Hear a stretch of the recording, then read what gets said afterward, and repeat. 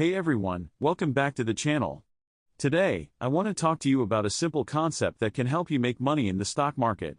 Do you know what it is? Price-to-earnings ratio, or PE ratio, is a fundamental concept in investing that can make a huge difference in your investment decisions. Understanding PE ratio is key to making informed choices in the stock market. Many investors struggle with grasping the concept of PE ratio and how it impacts their investment strategies. It can be confusing, but once you get the hang of it, you'll see how valuable it is in evaluating potential investments.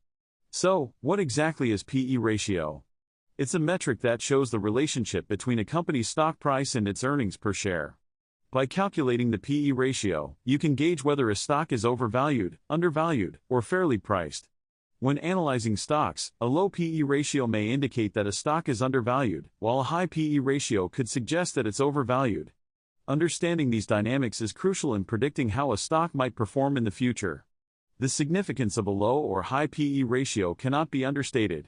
A low PE ratio may present a buying opportunity, while a high PE ratio could signal a potential risk.